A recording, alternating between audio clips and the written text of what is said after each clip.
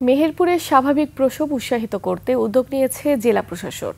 স্বাভাবিকভাবে সন্তান প্রসবের জন্য মাকে দেয়া হচ্ছে উপহার। মেহেরপুর প্রতিনিধি ফারুক হোসেনের তথ্যচিত্রে সুমন সিদ্দিকী বাবুর ডেস্ক রিপোর্ট।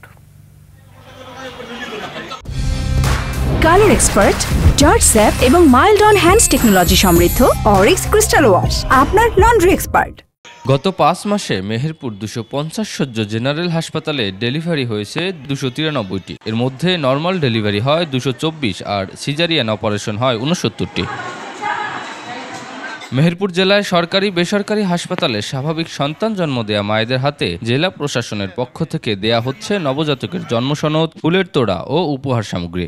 উপহার পেয়ে খুশি মায়েরা। তারা বলছেন স্বাভাবিক ডেলিভারির মাধ্যমে সন্তান জন্মদান অনেক স্বস্তির। জেলা প্রশাসক স্যার এসে আমাকে উপহার দিয়েছেন, আমার খুব ভালো লাগছে। স্বাভাবিক ডেলিভারিতে খরচ কম, মা ও নবজাতক দ্রুত সুস্থ হয়ে ওঠে। বাচ্চার মা সারা জীবন সুস্থ থাকবে এবং ভবিষ্যতে তার প্রবলেম হবে না।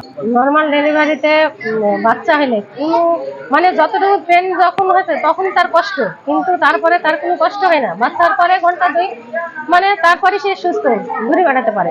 আর সিজারের মায়েদের সারা জীবনই কষ্ট করতে হয়। জেলা প্রশাসক জানান, মা ও নবজাতকের নিরাপত্তা নিশ্চিত করতে এই উদ্যোগ গ্রহণ করা হয়েছে। মায়েরা এবং সন্তানেরা নিরাপদে থাকে, সেজন্যই সেই নর্মাল ডেলিভারিকে উদ্বুদ্ধ করার জন্য আমরা জেলা প্রশাসনের পক্ষ থেকে এই উদ্যোগটা নিয়েছি। এখন থেকে আমরা যত নর্মাল ডেলিভারি হবে এবং বিশেষজ্ঞ যে ধাত্রী আছে তাদের মাধ্যমে যেগুলো হবে সেগুলোকে আমরা উৎসাহিত করার জন্য আমাদের জেলা প্রশাসনের পক্ষ থেকে একটা উপহার তাদের কাছে পৌঁছে দেব। এই উদ্যোগ স্বাভাবিক প্রসব উৎসাহিত করবে বলে মনে করছেন সংশ্লিষ্টরা। সুমন সিদ্দিকী বাবু, ডেস্ক রিপোর্ট, ২১ টেলিভিশন।